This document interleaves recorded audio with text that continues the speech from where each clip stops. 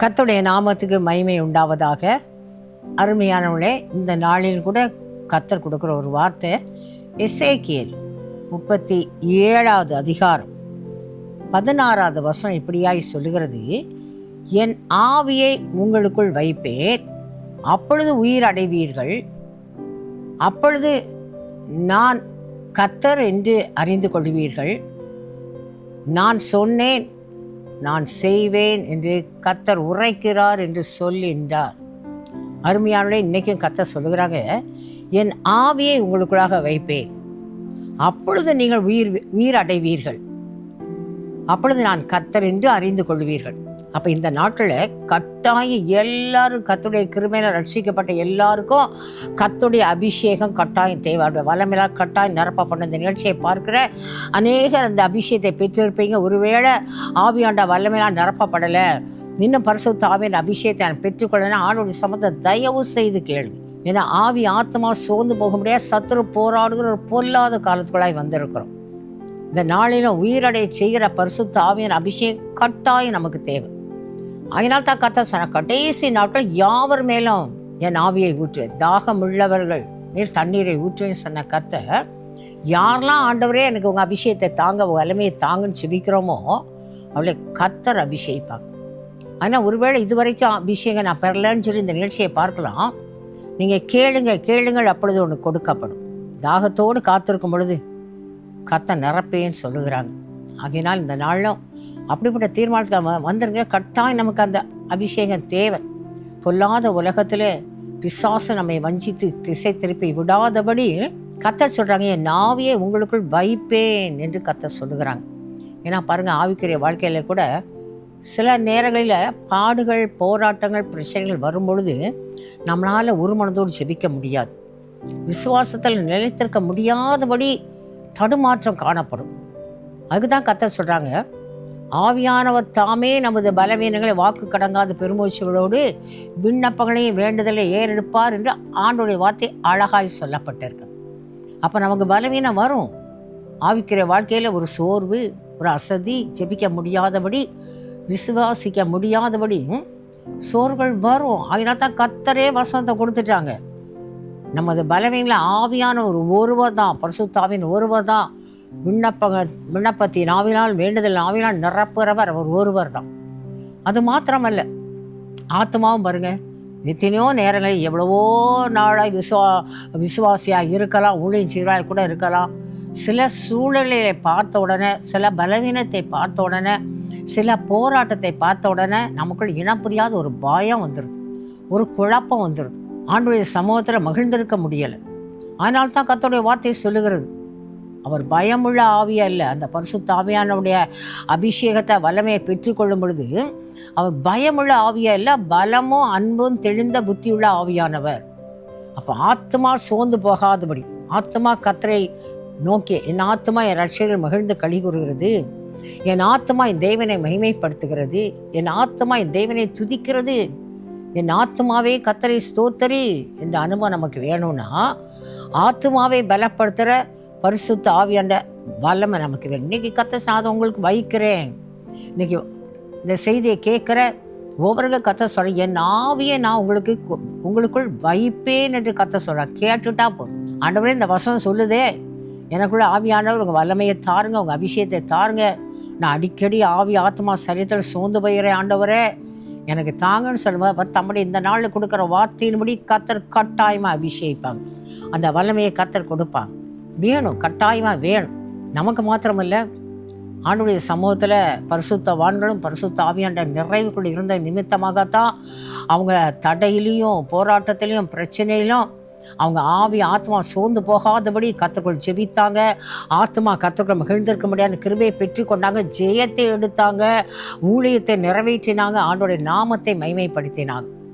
ஏன் நம்ம பார்க்கலாமே, அப்போஸ்தலர் 16வது அதிகாரத்தில் பவுல் சீலாவை குறித்து சொல்லப்பட்டிருக்கு. பவுலும் சீலாவும் ஆண்டோடைய வழிநடத்தினால் ஊழியம் செய்யப்பட்டாங்க. அதே அப்போஸ்தலர் 16வது அதிகாரம் 6வது வசனம் 7வது வசனம்லாம் சொல்லுகிறது, பரிசுத்த ஆவியானவர் அவர்களை வழிநடத்தினார், பரிசுத்த ஆவியார் அவர்களை போக ஒட்டாதிருந்தார் என்று ஆண்டோடைய வார்த்தை அழகாய் சொல்லுகிறது. எந்த இடத்துக்கு போகணுமோ அழகாய் வழிநடத்தினாங்க. எங்கே போக வேண்டாமோ போகாதீங்க, கர்த்தர் தடையை உண்டு பண்ண. ஆனாலும் கூட ஊழியத்தின் பாதையில் இப்படி ஒரு சிறையில் அடைபட்டு போக முடியாத சூழ்நிலை வந்த பொழுது கூட அங்கும் பரிசுத்த ஆவியானவர் அவங்களை விடவே இல்லை. பாருங்கள், பவுலும் சீலாவையும் சிறைச்சாலை அடைத்து அவங்க கால்களை தொழு மரத்திலே மாட்டி வைத்து தான் போடப்பட்டிருக்கு. அசைக்கக்கூடாத முடியாத ஒரு நிலைமை. அந்த நிலைமையில கூட பரிசுத்த ஆவியான வழிநடத்தல் அவங்களுக்குள் இருந்தது. ஆகையினால தான் அந்த நிலைமையிலும் அந்த நடு ராத்திரியில பவுலும் சீலாவும் ஆண்டவரை ஸ்தோத்தரித்து ஜெபியம் பண்ணினார்கள். ஆண்டவர் வழிநடத்தல் இல்லைன்னா ஏன் ஆண்டவரையும் கேள்வி கேட்டிருப்பாங்க. ஆண்டவர் ஊழியத்தை தானே செய்தோம், ஏன் எங்களுக்கு இந்த நிலைமையை அனுமதிச்சிங்க, எங்களால் இப்போ ஊழி செய்ய முடியாது, கால் கூட மாட்டி கிடக்குதே, வெளியே போக முடியாது, முழுமையாக அடைபட்டு கிடக்கிறோமே. அந்த கேள்வியே வரலை, முறுமுறுப்பு வரலை, சந்தேக கேள்வி வரலை, அவிசுவாசமான வார்த்தைகள் வரலை. அந்த வேளையிலும் பரிசுத்த ஆவியானோட வழிநடத்தல் இருந்தது நிமித்தமாகத்தான் அவங்க கர்த்தருடைய சமூகத்தில் இம்மட்டும் எங்களை வழிநடத்தி வந்த கர்த்தர் இந்த சூழ்நிலையிலும் வழிநடத்தி செல்லுவார்ன்ற விசுவாசத்தோடு கர்த்தருடைய ஆவியானவருக்குள்ளாய் தங்களை தாழ்த்தி அர்ப்பணித்து ஸ்தோத்தரித்து மகிழ்ந்து களி கூறுகிறாங்க. அப்படி ஆண்டவருடைய சமூகத்தை அவங்க ஸ்தோத்தரித்து ஆவியாண்ட பலத்தினாலே துதித்து பாடி ஜெபம் பண்ண நிமித்தமாக பூமி அதிர்ந்தது, சிறைச்சாலை கதவுகள் அதிர்ந்தது, சிறைச்சாலை கதவுகள் திறவுண்டது. அது மாத்திரமல்ல, பவுல் சீலாவுடைய கட்டுகள் கலண்டு போயிடுச்சு. இவங்களுடைய காவலில் வைக்கப்பட்ட கட்டுகள் மாத்திரமல்ல, ஆண்டவருடைய வார்த்தை சரி எல்லாருடைய கட்டுகளும் கலண்டு போயிடுச்சு. அப்போ அருமையானவர்களே, இது எப்படி நடந்தது இந்த அற்புதம், எப்படி நடந்தது இந்த அதிசயம்? ஒரு மகிமையான ஊழியத்தை கத்தாங்க நிறைவேற்றிட்டாங்களே. ஊழியத்தில் தடை வந்தது, வெளியவே எட்டி பார்க்க முடியாத சிறைச்சாலைக்குள்ளே கிடக்கிறாங்க. அதுக்கு ஒரு பெரிய வாயில் காப்போனையும் போட்டிருக்காங்க, காவலாளியும் போட்டாச்சு. ஆனால் இந்த நிலைமையில் காலை கூட அசைக்க முடியாத நிலைமையில் பரிசுத்த ஆவியானவுடைய வழிநடத்தல் இருந்த நிமித்தமாக அவங்க அந்த வேளையில் துதிக்கிறாங்க, பாடுகிறாங்க, ஆண்டவரை ஸ்தோத்தரித்து ஜெபிக்கிறாங்க. அந்த வல்லமைனால அவங்க இருந்த சிறைச்சாலை கதவு திறவுண்டது. அவங்க காவலில் வைக்கப்பட்ட கட்டுகள் களைஞ்சு போனது. அவங்க அதன் நிமித்தமாக அவங்க துதித்து ஜெபித்தது நிமித்தமாக வழிநடத்தல் ஆவியானுடைய வழிநடத்தல் காணப்பட்டது நிமித்தமாக அங்கே காவல் வைக்கப்பட்ட எல்லாருடைய கட்டுகளும் கலண்டு போயிடுச்சு. அது மாத்திரமாக நடந்தது. அங்கேயும் ஒரு ஊழியத்தை கர்த்தர் நிறைவேற்றுறாங்க. அந்த சிறைச்சாலை வாயில் காப்பொன்று ரட்சிக்கப்படுகிறார், ஞானஸ்நானம் எடுக்கிறார். ஆண்டோடைய நாமம் மகிமைப்பட்டது. இன்னைக்கு அருமையானவர்களே, நமக்குத்தானே இந்த பிரச்சனை, ஊழியத்துக்கு தானே போகிறேன், ஊழியம் தானே செய்யணும் இருக்கிறேன், ஊழியம் செய்ய முடியலையே அப்படி ஒருவேளை யோசிக்கலாம். இன்னைக்கு கர்த்தர் சொல்லுகிறாங்க, என் ஆவியை உங்களுக்குள் வைப்பே. ஆண்டவர் சொல்ற, நான் உங்களை வழிநடத்தி செல்வேன். என்ன செய்யணும், ஏது செய்ய எல்லாவற்றையும் நான் போதித்து உங்களை வழிநடத்துகிற கர்த்தர். அப்போ வழிநடத்துகிற ஆவியானவரே அந்த நிறைவான அபிஷேகத்தை எனக்கு தாங்க. அந்த ஆவியாண்ட நிறைவு இருந்தால் தான் பரிசுத்த ஆவியான வழிநடத்தலை நானும் நீங்களும் பெற்றுக்கொள்ள முடியும். ஏதோ ஒரு கூட்டத்துக்கு போனோம், அங்கே ஜெபித்தோம், எல்லாரோடு சேர்ந்து அந்நிய பாஷையில் ஜெபித்தேன், அந்த அனுபவம் அல்ல. ஒவ்வொரு நாளும் நம்முடைய ஜெப வேளையில் பரிசுத்த ஆவியானுக்கு இடம் கொடுத்து ஆவியாண்ட நிறைவுக்குள்ளாய் நம்ம அர்ப்பணித்து ஜெபித்து பெற்றுக்கொண்ட அபிஷேகத்தை நம்ம அனல் மூட்டி எழுப்பும் பொழுது தான் அந்த பரிசுத்த ஆவியோட நிறைவான ஒரு அனுபவத்தை நம்ம பெற்றுக்கொள்ள முடியும். அந்த ஆவியாண்ட நிறைவு இருந்தால் தான் பரிசுத்த ஆவியோட வழிநடத்தலை நம்ம அனுபவிக்க முடியும், அந்த வழிநடத்துக்குள்ளாய் நம்மை அர்ப்பணிக்க முடியும். அப்போ இந்த பொல்லாத காலத்தில் நம்ம ரட்சிப்பில் குறைந்து போகாதபடி, நம்ம ஜெபாவை குறைபடாதபடி, அழைப்பிலே நிலைத்திருக்கும்படியாய், அழைப்புக்கு அழைத்த கர்த்தருடைய சமூகத்தை உண்மை உத்தமாய் நடந்து கொள்ளும்படியாய், நம்மை நம்பி அவருடைய சனமை அழைத்தாரே, அந்த அழைப்பின்படி ஆண்டவர் நாம மகிமைக்காய் நம்ம இன்னும் தொடர்ந்து குடும்பமாய் ஆண்டவருடைய ஊழியத்தை செய்யணும்னா, ஆண்டவரே உங்கள் வழிநடத்துகிற ஆவியானவரே அந்த அபிஷேகத்தை எனக்கு தாங்க வேணும். அருமையானவர்களே, ஆண்டவருடைய சமூகத்தை இந்த குடும்பத்தை சில கேட்பாங்க, குடும்பத்தை இப்படி ஒரு காரியம் இருக்குதே, என்ன ஆண்டவருடைய சித்தம் என்ன, ஆண்டவர் வழிநடத்தல் என்ன, ஜெபித்து சொல்லுங்க காணுவாங்க. இல்லை, நீங்கள் ஜெபிங்க, கர்த்தருடைய ஆவி சரியாய் வழிநடத்துவார். சில வந்து சொல்லுவாங்க, என் மகளுக்கு 2 இடத்துல வந்து கேட்டிருக்கிறாங்க, ஆண்டவருடைய சித்தம் தெரில, ஆண்டவருடைய வழிநடத்தல் என்னன்னு தெரியல, நீங்கள் ஜெபிங்கக்கா, ஜெபித்து சொல்லுங்க அப்படின்வாங்க. அப்போ நான் அவங்கள்ட்ட சொல்கிறேன், எனக்கு வழிநடத்தல் வெளிப்படுத்துகிற கர்த்தர் உங்கள் கருத்தை உங்களுக்கு வழிநடத்தல் வெளிப்படுத்துவார். நீங்கள் ஆண்டவரே இதில் எது உங்கள் சித்தம், உங்கள் வழியிடத்தில் எது, என் மகளுடைய திருமண காற்றை உங்கள் வழியிடத்துக்கு ஒப்பு கொடுக்குறேன், அதற்குரிய வழியை திறந்துருங்க, மற்ற வாசல்லாம் அடைத்து போடுங்க. இன்றைக்கி ஒரு வேளை இன்னும் கூட ஆண்டவர் நினைப்பூட்டுறாங்க. சில சகோதரர்கள் பிஸ்னஸ் ஆரம்பிக்கிற வேலையில் திருப்தி இல்லை. இப்போ ஒரு சில வேலையெல்லாம் இழந்து போன இந்த நாட்களில் வந்து சொல்லுவாங்க, குடும்பமாக ஜெபிக்க வரப்போ சொல்லுவாங்க, வேலை இழந்து போயிட்டோம், இப்போ இந்த பிஸ்னஸ் ஆரம்பிக்கதா, அந்த தொழில் ஆரம்பிக்கவா, எங்களுக்கு என்ன செய்யன்னு தெரியலையே, ஒரு ஆலோசனை தாங்க, அதுக்கு தான் ஜெபிக்க வந்தோன்னுவாங்க. அப்போ நானும் அவங்களுக்கு சொல்லி, உங்களுக்காக நான் ஜெபிப்பேன், இப்போவும் ஜெபிப்பேன், எப்பொழுதும் ஜெபிப்பேன். ஆனால் நீங்கள் தான் ஆண்டவருடைய சமூகத்தில், ஆண்டவரே நான் எப்படிப்பட்ட தொழிலை ஆரம்பிக்கணும், எப்படிப்பட்ட பிஸ்னஸை நான் செய்யணும், உங்கள் வழிநடத்தல் வேணும் ஆண்டவர், அந்த அபிஷேகத்தை எனக்கு தாங்க, அந்த அபிஷேகம் எனக்கு வேணும். முதலாவது ஆண்டவரே என் ஆவி உனக்கு வைப்பேன்னு சொன்னீங்களே, அந்த அபிஷேகத்தை தாங்க, எனக்குள்ளே இருக்கிற ஆவியை என்னை வழிநடத்தும்படியாக என்னை தாழ்த்துக்கிற அந்த வல்லமை எனக்கு வேணும், அந்த அபிஷேகம் வேணும். ஆண்டவர் சமூகத்தில் ஜெபிங்க. நான் அப்படி தான் ஆலோசனை சொல்கிறேன். நீ ஜெபிக்கும் பொழுது பாருங்கள், கர்த்தர் கரெக்டாக வழி திறப்பாங்க. மற்ற வழியெல்லாம் நீங்கள் என்ன முயற்சி பண்ணினாலும் அந்த வழி வாசலை கர்த்தர் அடைத்து போட்டுருவாங்க. ஆண்டவர் சித்தம் எதுவோ, எது உங்களுக்கு ஆசீர்வாதமோ, எது கர்த்தர் எந்த வியாபாரம் எந்த தொழிலை கர்த்தர் உங்களுக்கு முன்குறித்திருக்கிறாரோ அதற்கான வழியை கர்த்தரே திறப்பாங்க. பரிசுத்த ஆவியார் பலத்தினாலும் அல்ல, பராக்கிரமத்தினாலும் அல்ல, கர்த்தருடைய ஆவியானவரால் எல்லாம் ஆகும் என்ற வார்த்தையின்படி கர்த்தருடைய ஆவியான உங்களுக்கு எது ஆசீர்வாதமோ, எந்த பிஸ்னஸை உங்களால் செய்ய முடியுமோ அதற்கான வழியிடத்துல கர்த்தர் திறந்து கொடுப்பாங்க அப்படின்னு சொல்லி அனுப்புவது. திரும்ப வந்து அவங்களே சாட்சி சொல்லுவாங்க, ஆண்டவர்கிட்ட இப்படி தான் அர்ப்பணித்து ஜெபித்தோம், ஆண்டவர் என்ன அருமையாய் வழி நடத்தினாங்க, இந்த வழிநடத்தை நான் புரிந்து கொள்ளலையே, அப்படி எத்தனையோ பேர் சொல்லியிருக்கிறாங்க. இன்றைக்கி உங்களை பார்த்து கர்த்தரை சொல்லுகிறாங்க, ஏன் தடுமாறுறீங்க, இதை செய்வோமா அது செய்வோமா, வீடை எப்படி கட்டுவோம், இந்த இடத்துல வீடு வாங்கலாமா, இந்த இடத்துல நிலம் வாங்கலாமா, பலர் இந்த கேள்விக்குறியோடு வருவாங்க. ஜெபித்து சொல்லுங்கன்னு கர்த்தர் ஜெபிக்கிற உங்களோடையும் கர்த்தர் பேசுவாங்க, கர்த்தர் தம்முடைய சித்தத்தை வெளிப்படுத்துவாங்க.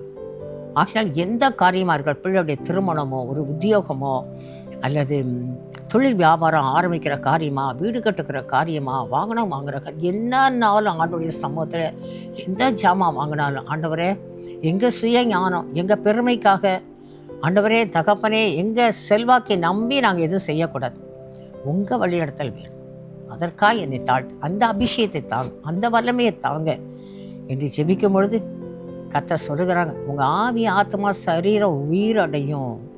அவர் நம்மை உயிர்ப்பிக்கிற தேவன். நம்ம சோர்ந்து போகாதபடி, நம்ம குன்றி போகாதபடி, நம்ம ஆண்டோட நாம மகிமைக்க நம்ம குடும்பமாக எழுந்து நிமிர்ந்து நிற்கும்படியால் கர்த்தர் நம்முடைய ஆவி ஆத்மா சரீரத்தை உயிர்ப்பிக்கிற தேவன். எப்போ தெரியுமா? அந்த ஆவியானவர் உனக்குள், என் ஆவி உனக்குள் வைப்பேன்னு சொன்ன கர்த்தருடைய சமூகத்தில் அர்ப்பணித்து உங்கள் வழிநடத்தல் போதும் என்று அர்ப்பணிக்கும்போது அழகாய் ஆச்சரியமாய் கர்த்தர் வழிநடத்துவாங்க. பாருங்கள், கிராம ஊழியத்திற்காய் நான் ரொம்ப விருப்பத்தோடு செல்வேன். எப்படி மாத்திரம் ஒரு நாள் மாதத்தில் 2 தடவையோ 3 தடவையோ போகும்படியாய் கர்த்தர் கிருபை பாராட்டுவாங்க.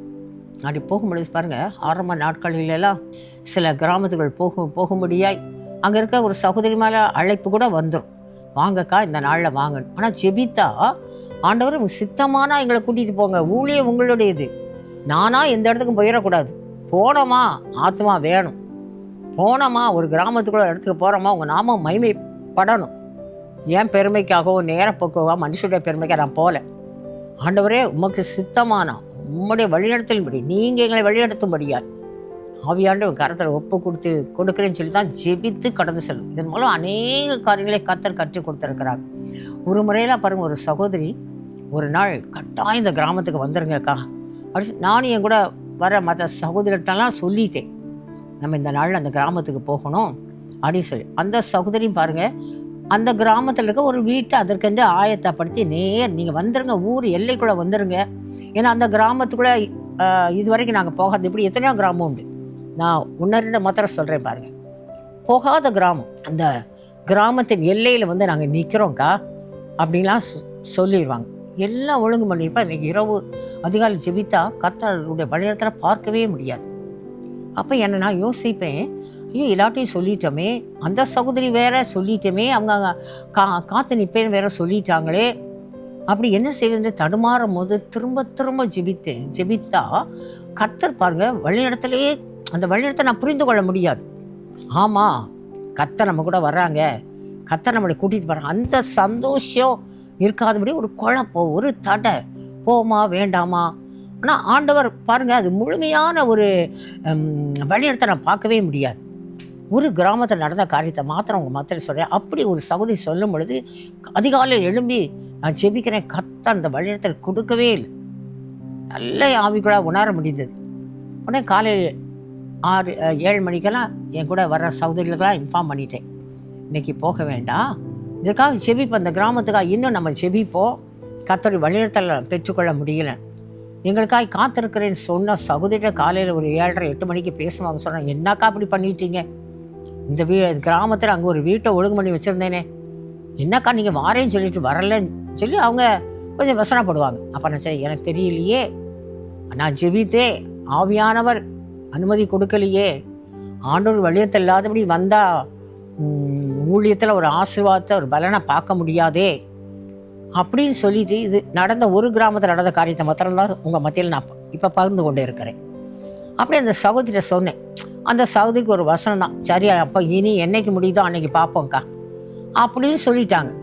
ஆனால் எனக்குள்ளே என்னதான் நம்ம கூட வாரன்றவங்களும் வசனப்படுறாங்க, அந்த கிராமத்தில் காத்திருந்தா ஒழுங்கு பண்ணவங்களும் வசனப்படுறாங்களே அப்படின்னு சொல்லிட்டு ஆண்டவட்ட நான் ஜெபிக்கத்தான் உட்காந்து. அன்றைக்கி பகல் முழுதும் எனக்கு கிராமத்து ஊழியத்துக்கு போகல, நான் உங்கள் பாதப்படியில் காத்திருக்கிறேன், இன்னும் வழிநடத்தல் நான் சரியாக புரிந்து கொள்ளணும் பொழுது கர்த்தர் இன்னும் அதற்காக ஜெபி, ஏற்ற வேலை நான் உன்னை அழைச்சிட்டு போய் இதைத்தான் கர்த்தர் சொல்லி ஜெபிக்க வைத்தாங்க.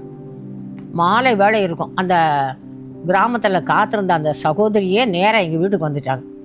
அந்த சகோதரி வந்தவுடனே சரி திரும்பவும் நம்மகிட்ட வசனப்பட போகிறாங்க, என்னக்கா அப்படி பண்ணிட்டீங்கன்னு கோவம் எதுவும் பேச போகிறாங்களோன்னு நினச்சிட்டு இருந்தேன். அந்த சகோதரி வந்து என்ன தெரியுமா சொன்னாங்க, முதல்ல வந்தவொடனே வாங்கக்கா உள்ளே வாங்க உட்காருங்கன்னு சொன்னோன்னே அந்த சகோதரி சொன்ன முதல் வார்த்தை, எக்கா நல்ல வேலைக்கா இன்றைக்கி எங்கள் அந்த கிராமத்துக்குள்ளே வரலைன்னாங்க. உடனே எனக்குள்ளே ஒரு நிம்மதி.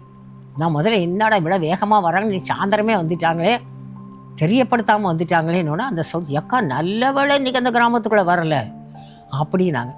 அப்போ என்ன காரியம்னு கேட்டப்போ அந்த சகோதரி சொன்ன ஒரு காரியம், அந்த கிராமத்தில் இருக்கிற அங்கே இருக்கிற கோயிலில் இருக்க ஒரு பெரிய ஒரு ஓப்பனார், ஒரு பெரியவர், அவர் இன்றைக்கி மரித்து போனார். அதனால பாருங்கள், இன்றைக்கி அந்த கிராமத்துக்குள்ள அந்த வேனை விட்டுருக்கவே மாட்டாங்க. ஏன்னா அந்த கிராமத்தில் அவர் பெரியவர், அவர் காலை வேளையில் ஒரு 9 மணிக்கு என்னமோ மரித்து போனார். ஆகினால பாருங்கள், இன்றைக்கி வந்திருந்தா கூட எல்லையிலேருந்து நான் உங்களை திருப்பி தான் அனுப்பியிருப்பேன். ஏன்னா அந்த துஷ்டி, முக்கியமான துஷ்டி சாதாரணதுனாலே கிராமம் எல்லாரும் வந்துடும், அவங்க நல்லது பொல்லதை விளக்கக்கூடாதுன்னு சொல்லி கிராம மக்கள் அப்படி இருப்பாங்க. ஆகினால அன்றைக்கி கிராமத்துக்குள்ளேயும் வேன் போயிருக்காது. நானும் உங்களை அந்த தெரிஞ்ச வீட்டுக்குள்ளே கூட்டி கொண்டு போயிருக்க முடியாது. நீங்கள் வந்த வண்ணமாக எல்லையிலேருந்தே நான் உங்கள் வேனை திருப்பி தான் அனுப்பியிருப்பேன் அப்படின்னு சொன்னாங்க. பாருங்கள், அவங்க சொன்னாங்க, இதில் கிராமத்தார் ஒரு நல்லதுன்னா அவங்க எல்லாரும் ஒன்றா எல்லாத்துக்கும் போயிடணும். ஒரு பொல்லாத காரியம், ஒரு கஷ்டம், ஒரு நஷ்டம், ஒரு இழப்புனா எல்லாரும் சேர்ந்துருவாங்க. அதுக்குள்ளே யாரும் வேற அடுத்த கிராமத்து ஆட்கள் எதுக்குன்னு கூட வர முடியாது. அப்படிப்பட்ட ஒரு சூழ்நிலை கிராமங்களில் உண்டு அப்படின்னு அன்றைக்கி வந்து சொன்னாங்க. பாருங்கள், கர்த்தர் பாருங்கள், அந்த அலைச்சல் வீணாய் போகாதபடியும் அதற்கு முன்பாகவே அந்த வழிநடத்தல் இல்லாதபடி கர்த்தர் தடை பண்ணி போட்டாங்க. அப்போ அந்த சகோதரி சந்தோஷத்தோட கூட காலையில் என்ன சொன்னாங்க, நான் இன்னைக்கு ஆண்டவர் வழிநடத்தல், அப்போ என்னைக்கு முடியுதோ இந்த கிராமத்துக்கு அன்னைக்கு பார்ப்போம் அப்படின்ட்டாங்க. அவங்க சொன்னதை பார்த்தா இனி அந்த கிராமத்துக்குள்ளே போகிறதுக்கு அந்த சகோதரி இணைஞ்சு செயல்பட மாட்டாங்க. அந்த கிராமம் ஒழித்து அப்படி தான் காலையில் 9 மணிக்கு அவங்க சொன்ன டோன் இருந்தது. ஆனால் சாயந்தரம் வீட்டுக்கு வந்து, ஏக்கா நல்லதாங்க்கா, கர்த்தர் நல்ல வேளை அவங்க எல்லாரையும் தடை பண்ணாங்க, ஏக்கா அடுத்த வாரம் இந்த தேதியில் நாங்களும் ஜெபிக்கிறோம், நீங்கள் கட்டாயம் வந்துருங்க, நான் வருவேன், நீங்கள் சொல்லுங்க, நின்று நாங்கள் வருவோன்னு பதிலை வாங்கின பிறகு தான் என் வீட்டை விட்டு போனாங்க. அதை தொடர்ந்து அடுத்த வாரம் கர்த்தர்களை சந்தோஷமாக ஆயத்தப்படுத்தி கூட்டி கொண்டு போனார். மகிமையான ஊழியத்தை கர்த்தர் நிறைவேற்றான். ஏன் எதுக்கு சொல்கிறேன்னா, ஆண்டவருடைய சமூகத்தின் கடைசி நாட்டில் ஆண்டவரை வழிநடத்துகிற ஆவியானவரே, உங்கள் அபிஷேகம் வேணும். ஆண்டவர் என் ஆவியை உனக்குள் வைப்பேன்னு சொன்ன கர்த்தர், அந்த அபிஷேகத்தை தாங்கன்னு கேளுங்க. குடும்பத்தின் காரியம், எல்லா பிள்ளையுடைய காரியம், எல்லாவற்றையும் ஊழியத்தின் பாதை எல்லாவற்றிலும் கர்த்தர் நம்மை போதித்து அழகாய் வழி நடத்துவார். அந்த அபிஷேகத்தை பெற்றுக்கொள்ள முடியாது. நம்ம எல்லாரும் ஜெபிப்போம். ஜெபிக்கலாம். ஸ்தோத்தரிக்கிற ராஜா, நாங்கள் மே நன்றியோடு துதிக்கிறோம். சோதரிக்கிறோம் ஐயா. இந்த நாளில் கர்த்தர் கொடுத்த வார்த்தைக்காய் நன்றி. நாவியை உங்களுக்கு வைப்பேன்னு சொன்ன கர்த்தருடைய அபிஷேகம் இப்பொழுது என்னோடு கூட இணைந்து ஜெபிக்கிற இந்த செய்தியை கேட்கிற ஒவ்வொருவர்களாய் கடந்து வருவதாக ஆண்டவரே. இந்த பொல்லாத காலத்திலே கர்த்தருடைய ஆவியார் உங்கள் வழிநடத்தல் வேணும், உங்கள் ஆலோசனை வேணும். அதுதான் எங்களுக்கு நலமானது ஆண்டவர். இப்பொழுது ஆண்டவர் எங்கள் எல்லா குடும்பங்களையும் உங்கள் கருத்தில் ஒப்பு கொடுக்கிறேன். வழிநடத்துகிற ஆவியாருடைய அபிஷேகம் கடந்து வருவதாக. ஒவ்வொரு வல்லமையாக நிரப்பிருங்க. போதித்து நடத்துகிற கர்த்தருடைய ஆளுகை கடந்து வருவதாக. ஆண்டவரே, ஒவ்வொரு நாளும் ஆண்டவர் என்ன காரியமானாலும் உங்கள் வழிநடத்தல் எனக்கு வேணும், எங்களை வழிநடத்துங்க என்று ஒவ்வொரு ஜெபிக்கக்கூடிய ஒரு அபிஷேகத்தால் கர்த்தர் நாள் நிரப்பும்படியாக நாங்கள் ஜெபிக்கிறோம் ஐயா. அப்படியா ஜெபிக்கிற ஒவ்வொரு கர்த்தர் தம்முடைய வல்லமையாக நிரப்புற தயவுக்காய் நன்றி. இந்த நாள் மாத்திரமல்ல, ஒவ்வொரு காரியத்திலும் ஒவ்வொரு நாளும் ஆண்டவரே நீங்கள் வழிநடத்துங்க. ஜெபிக்கக்கூடிய ஜபாவியை அந்த அபிஷேகத்தை கர்த்தர் கொடுத்து நடத்தும்படியாக தாழ்த்தி ஒப்பு கொடுக்கிறேன். கர்த்தருடைய வழிநடத்தல் மேன்மையாக இருக்க போகிறபடியா நன்றி. கர்த்தர் மகிமையாய் வழிநடத்த போகிறபடியா நன்றி. கர்த்தர் வழிநடத்தினார், கர்த்தர் காரியத்தை வாக்கிய பண்ணினார், கர்த்தர் எங்களை மகிழச் செய்தார் என்று சாட்சி கேள்விப்படும்படியாய் கர்த்தர் கிருபை பாராட்ட போகிற தயவுக்காய் உள்ளத்தின் ஆழ்ந்து நாங்கள் நன்றி சொல்லுகிறோம். எல்லா துதிகன மகிமை எமக்கு செலுத்துகிறோம். கர்த்தருடைய நாம மாத்திரம் மகிமைப்படட்டும். இயேசுவின் மூலம் ஜெபம் கேளும் நல்ல பிதாவே, ஆமென். தொடர்ந்து ஆண்டவருடைய வழிநடத்தலுக்காய் ஜெபிங்க, காத்துருங்க.